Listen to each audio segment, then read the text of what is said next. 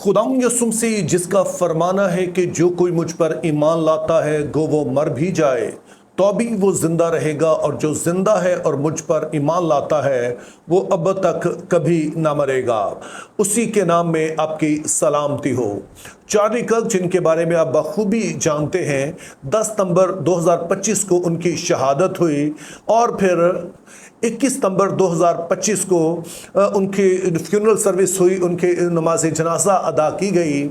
और मेरी ख्वाहिश थी कि मैं इस सारी सर्विस को लाइव देख सकूं, लेकिन एक तरफ तो ये बहुत देर से शुरू हुई और दूसरा कुछ मुझे आइडिया था कि ये काफ़ी लंबी होगी, और दरअसल ऐसा था भी, ये कई घंटों पर मुश्तमिल पूरा एक प्रोग्राम था। तो इसलिए मैं लाइव तो नहीं देख सका, लेकिन बाद में मैंने इसकी रिकॉर्डिंग देखी, और इस रिकॉर्डिंग को देखते हुए फ्रैंकली मैं आपको बताऊं, मैं कई दफ़ा रोया। बहुत सारी बातें थी जो एक मसीही होने के नाते भी इंस्पायरिंग थी, एक खादम होने के नाते मेरे लिए एक चैलेंज भी था, और मुझे लगा कि ये बातें मुझे आपके साथ शेयर करनी चाहिए। और वैसे तो अच्छा होगा कि आप इस सारी सर्विस को, रिकॉर्डिंग इसकी यूट्यूब पे मौजूद है, पूरा ही देखें अगर आपको टाइम मिले, चाहे आप इसे 4-5 किस्तों में देखें लेकिन पूरा देखें। लेकिन बहरहाल उन लोगों के लिए जो इसको पूरा नहीं देख सकते हैं, मैं उनके लिए उसकी जो चीदा चीदा बातें हैं वो आप तक पहुंचाना चाहता हूं। तो पहली चीज जो इस नवाज़े जनाजा में काबिल गौर थी कि उसमें एक बड़ी तादाद ने शिरकत की। एक स्टेडियम हायर किया गया था जो कि गेम्स के लिए स्टेडियम्स उनके होते हैं, और उसमें जो बैठने की गुंजाइश है वो लगभग 65,000 के करीब है। लेकिन चूंकि लोग कुछ खड़े थे और फिर स्टेडियम का अंदरूनी हिस्सा भी इस्तेमाल किया गया, तो समझा जा रहा है कि ये 70,000 से ज़्यादा लोग थे जो कि अंदर स्टेडियम के मौजूद थे। इसके अलावा स्टेडियम से बाहर बहुत बड़ी तादाद में लोग मौजूद थे, और बास का ख्याल है कि शायद दुगनी तादाद में लोग बाहर थे। और फिर जो जितने भी बड़े न्यूज़ चैनल हैं, इंटरनेशनल न्यूज़ चैनल, उन्होंने भी इसे लाइव कवरेज दी, और फिर जो अमेरिका के लोकल चैनल्स हैं वहाँ पर भी इसे दिखाया गया। और इसकी व्यूअरशिप का अंदाज़ा आप इससे भी लगा सकते हैं कि जो चार्ली कर्क का अपना यूट्यूब पे अकाउंट है वहाँ पर तकरीबन 7 मिलियन लोगों ने इसे देखा जब तक मैंने लास्ट टाइम इसे देखा था, यानी कि 70 लाख लोग सिर्फ इस चैनल पर उसे देख चुके थे। तो आप समझ सकते हैं कि इसको फिर करोड़ों लोगों ने दुनिया भर में और अमेरिका में और मगरबी ममालिक में देखा। फिर दूसरी चीज जो नोट करने वाली थी कि आमतौर पर जब अमेरिका में नमाज जनाजा होता है तो लोग ब्लैक ड्रेस पहन के आते हैं, जितने भी अटेंडीज होते हैं जिन्होंने उसको अटेंड करना होता है, और इसी तरह से जो बेवा होती है या घर के दीगर अफराद हैं वो भी ब्लैक ड्रेस में होते हैं। लेकिन इस वाली फ्यूनरल सर्विस में किसी ने भी जो यूजुअल उनका एक ड्रेस है, ब्लैक ड्रेस है, वो नहीं पहना हुआ था, बल्कि हर एक ने इस तरह का ड्रेस पहना था जैसे आम वो पहनते हैं, पेन कोट पहनते हैं और बाकायदा ड्रेसों के जैसे वो चर्च जाते हैं, तो उसी तरह का ड्रेस पहनकर लोग वहां पर आए। और जाहिर है ये कोई इत्तेफाक नहीं था, बल्कि पहले से ये बात प्लान की गई होगी ताकि यहाँ पर बताया ये जा सके कि अगरचे कि हम अफसुर्दा हैं लेकिन हम गैर कौमों की तरह नाउमीद नहीं हैं। इसीलिए हम इस सर्विस में आए हैं तो ऐसे ही जैसे खुदा की इबादत करने आए हैं, ना कि यहाँ पर सोग करने। और इसी से व्यवस्था एक तीसरी बात जो नोट की गई वो ये थी कि अगरचे कि ये फ्यूनरल सर्विस थी, लेकिन सारा ही वक्त स्टेडियम जो था वो तालियों और नारों और खुदा की हमद से गूंजता रहा। यानी कि बेशक लोग उदास थे, लोग अफसुर्दा थे, और बाज़ औक़ात बीच में वो रोए भी, लेकिन उनके अंदर की उम्मीद उनके चेहरों पर नज़र आ रही थी, वहाँ मायूसी नहीं थी।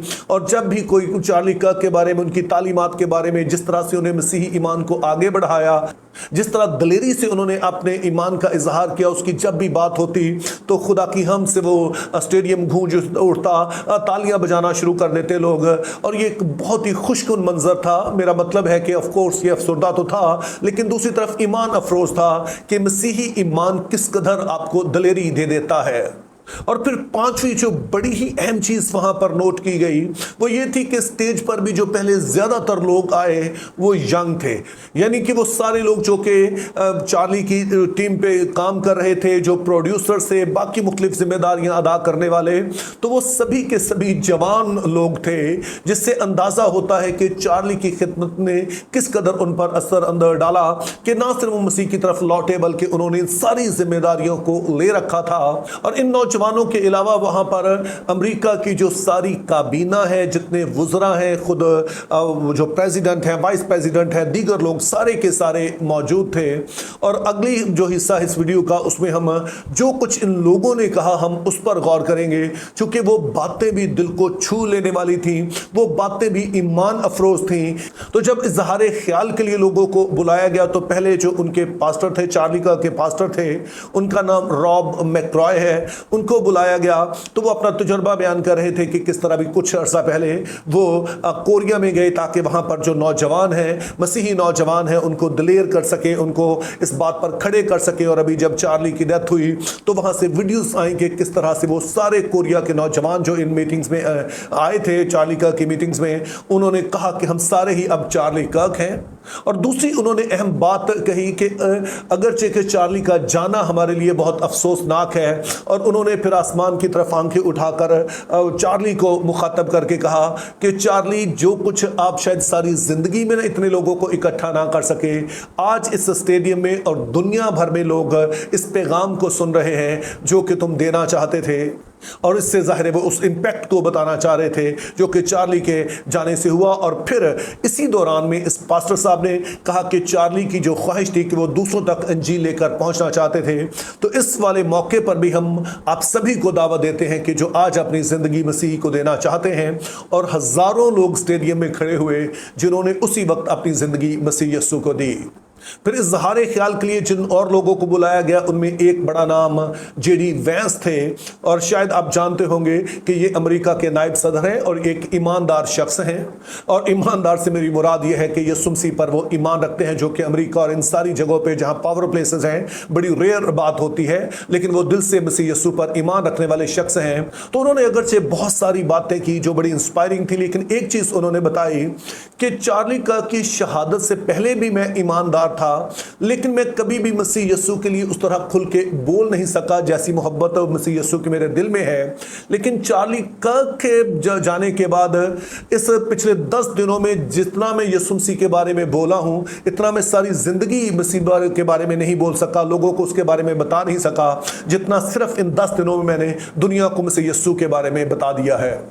इसी तरह के अमेरिका के जो वजीर दफा हैं, वैसे अभी उन्हें डिपार्टमेंट ऑफ वॉर के सेक्रेटरी कहा जाता है, पीटर हेग्सेथ, उन्होंने बताया कि चार्ली कर्क के साथ जब उनकी मुलाकात होती थी, बातचीत होती थी, तो चार्ली कर्क ने ठीक तरह से पहचाना कि जो कुछ वो कर रहे हैं ये सिर्फ सियासी नहीं है। यानी कि वो जब नौजवान नस्ल को कहते हैं कि आपने इन सारी बातों से निकलना है, मसीह की तरफ आना है और साथ में अपने रिपब्लिकन्स को वोट देना है, डोनाल्ड ट्रंप को वोट देना है, तो वो कहते थे कि ये सिर्फ मैं सियासत के लिए नहीं कर रहा, बल्कि मैं समझता हूं कि एक रूहानी जंग जारी है, लेकिन इसको जो नाम दिया जा रहा है वो सियासी और इसको कल्चरल वॉर कहा जा रहा है।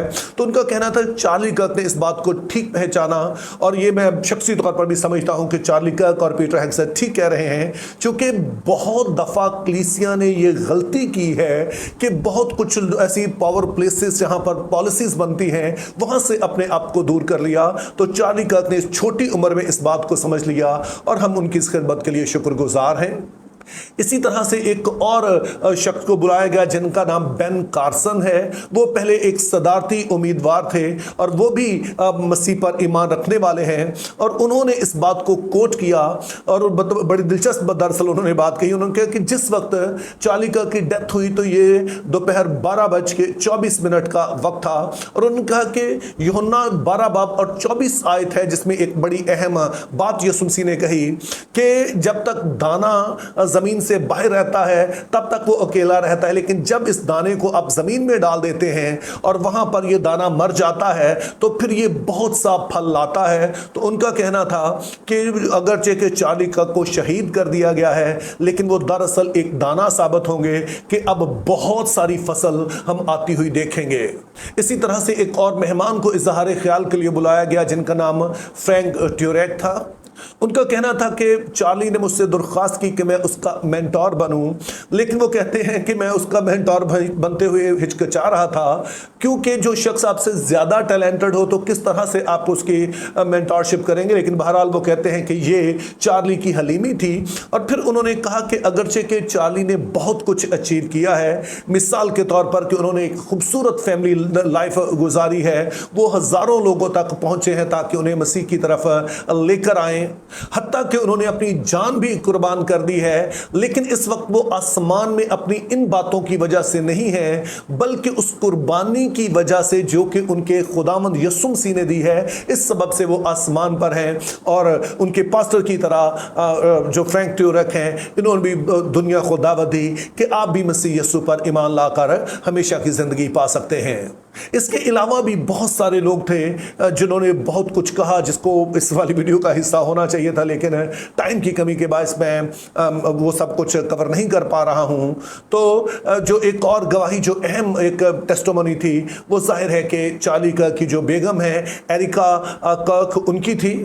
और उन्होंने भी बहुत सारी अहम बातें कही, लेकिन इस वीडियो में मैं उन सब का जिक्र नहीं करूंगा, क्योंकि उसके लिए मैं अलग से एक फैमिली लाइफ पे वीडियो बनाना चाहता हूं और उसमें मैं ज़रूर उनकी जो गवाही है उसको शामिल करूंगा, जो कुछ उन्होंने इस पे कहा। और इसके अलावा पहले भी जो कुछ उन्होंने कहा, तो उन चंद बातों को मैं ज़रूर सामने रखूंगा।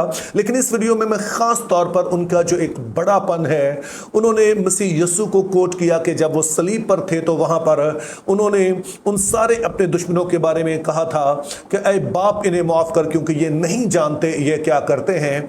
और फिर उन्होंने आंसुओं के साथ इस बात का इकरार किया कि मैं उस नौजवान को जिसने चार्ली कर्क को कत्ल किया है माफ करती हूं। और जब उन्होंने ये कहा तो पूरा जो स्टेडियम था वो सारा का सारा तालियों से गूंज उठा। लोग जो थे अपनी जगह पर खड़े हो गए, बहुत सारे लोग रो रहे थे लेकिन तालियां बजा रहे थे, क्योंकि यही वो मसीह की तालीम है। और दरअसल जो एरिका थी, उन्होंने कहा भी कि खुदावंद यीशु का यही हुक्म है और मैं उसी के हुक्म को पूरा कर रही हूँ। और फिर उन्होंने कहा कि मैं चार्ली को जानती हूँ कि वो भी यही चाहेगा कि मैं उसको माफ़ कर दूँ, तो मैं उस शख्स को माफ़ करती हूँ। अब जहन में रहे, ये वो खातून कह रही है जो अभी जवान है और वो बेवा हो गई है और उसके अभी 2 छोटे बच्चे हैं, और जैसे खबर है कि शायद अभी वो उम्मीद से भी है। तो अभी इन बच्चों को उसने पालना है, उनके बाप का साया और ऐसे इन्फ्लुएंशियल शख्स का साया उनके सर से उठ गया है। लेकिन वो मसीह पर ईमान रखते हुए उन्होंने ये बात कही। और सुबह मैं न्यूज़ देख रहा था तो हर एक न्यूज़ चैनल पर इस वाली बात को हाईलाइट किया गया कि उन्होंने अपने क्रिश्चियन फेथ की वजह से अपने शौहर के कातिल को माफ़ कर दिया है। तो यूं अरबों लोगों ने ये पैगाम उनका सुना है। और फिर एक आखिरी बात के साथ मैं इस वीडियो का इख्तिताम करना चाहता हूं कि जितने भी लोग आए उन्होंने एक बात जरूर कही कि जो कुछ चार्ली कर्क ने किया है और कहा है, ये यहां रुकने वाला नहीं है। ये दरअसल अब बहुत सारे लोगों तक पहुंचेगा। ऑलरेडी बहुत सारे जवान जो हैं वो इस मूवमेंट में शामिल हो चुके हैं। और इस बात को आपने लाइट नहीं लेना है, क्योंकि जहन में रहिए कि अगर मौजूदा नस्ल मसीह की तरफ आ रही है और वो उस तालीम को अपनाएंगे कि वो शादी करें और वो ईमानदार बच्चों की परवरिश करें, तो इसका मतलब है ना सिर्फ ये वाली जनरेशन बल्कि आने वाली अमेरिका की जनरेशन है वो भी खुदा में महफूज होगी। और अमेरिका के बारे में आप जानते हैं कि ये मुल्क बना ही बाइबली बुनियाद पर है, जैसे उनके नोट पर भी लिखा होता है कि इन गॉड वी ट्रस्ट। और इसी तरह से उनका जो कॉन्स्टिट्यूशन है वो बताता है कि वन नेशन अंडर गॉड। तो ये फिर से बज़ाहिर लगता है कि रिवाइव होने वाला है और उसका असर ऑलरेडी हम इंग्लैंड में देख रहे हैं और दुनिया भर में हम इसके असरात देख रहे हैं। तो हमने दुआ करते रहना है चार्ली कर्क की बेगम के लिए, जो कि आगे टर्निंग पॉइंट यूएसए को लीड करेंगी और जो तहरीक शुरू हुई है कि खुदा इसके वसीला से वो बड़े मकसद को पूरा करे जिसकी वजह से खुदा ने चार्ली कर्क को शहीद होने दिया है। तो मेरी दुआ है खुदा हमें ऐसा ही ईमानदार बनने का फजल दे कि जो मौत और ज़िंदगी और हर हाल में उसके साथ वफादार रहे और जान देने तक वफादार रहते हुए सच्चाई से उसकी गवाही दें। Think biblically, live purposefully, have a very good day.